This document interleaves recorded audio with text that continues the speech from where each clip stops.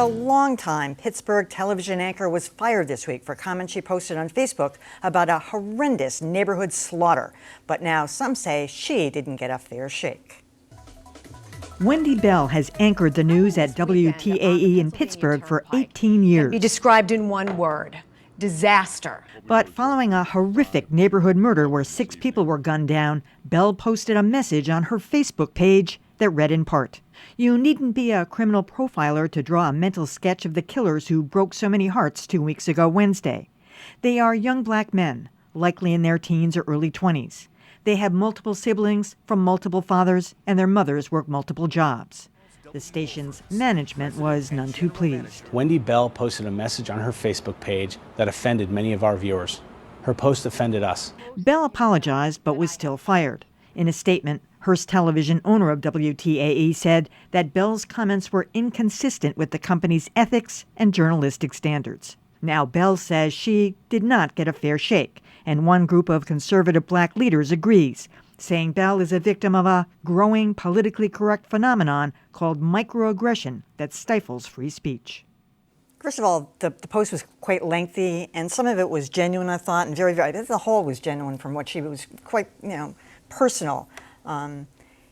But I think she crossed the line in a couple of areas. Now, number one being that she speculated. I mean, she had no idea, even though they think, even at the time she wrote this, they think they know who did it and they're going to make some words, but she didn't know that. So if she had done it after the fact, she had the facts, that's one thing. The second thing she did, which I think really pushed the edge, was she wrote about going into a restaurant and having service from some African American, and she went up to the manager and said, "I hope you tell him occasionally that he's special, or have you ever told him he's special?" Like somehow you need that sort of endorsement from her. A young African American employee she was Yes, praising, right?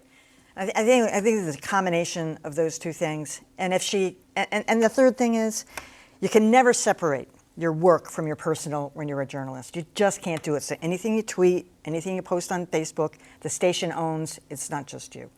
Well, that's the thing. Social media, it's a means for people who are television personalities to engage with their fans. It's, people do that on Twitter and people do that on Facebook all the time. But no matter who you are, you should count to 10 before you hit post on Facebook or Twitter or anything else. If you're in any way a public figure, you should probably count to 1,000,000, or you should just not post anything at all. Yeah. This was her official Facebook profile. That's how it was described. So this is something the station wanted her to do. Not that. First of all, should she have been fired? I'd say fired or suspended for a good long time, either one. I didn't think she should be fired, personally. But, this speaks to what Joanna was talking about as well. These employers today want you to be provocative and get an audience on Facebook, and then when you show poor judgment, it's boom, you're gone. I do feel a little bit sympathetic to her, for her because of that, but she did exercise horrendous judgment, and there had to be some significant consequences. Well, that was her official Facebook page. She didn't know she was exercising bad behavior. I think we start there. I mean, this is really what she thought about it, and it was a little bit shocking for somebody who's been in that position that long, who would know. You would just think she would know a few things. But in any case, and let's not forget that it wasn't a simple post and then yank off. No. She then responded when somebody right away said, "Hey, what are you saying here?" Well, what your nuance is my reality, or something to that effect. So that was an issue. And then she did edit it slightly. Well, then after that she edited, then she removed. It was a lot of stuff going on before they got to the point of firing her. But in as much as you mentioned this group I never heard of, this Project 21, the Pittsburgh Media Federation, which is an arm, chapter of the National Association of Black Journalists, of which I am a member, met with the officials at WTAA said, "Hey, what do we have here? This journalist-to-journalist issue." They did not call for her firing, but they said there should be some things put in place where we have ongoing conversation about this, and some action items, which the station agreed to. Then on the day that they met, they discovered afterwards that the station had decided to fire her.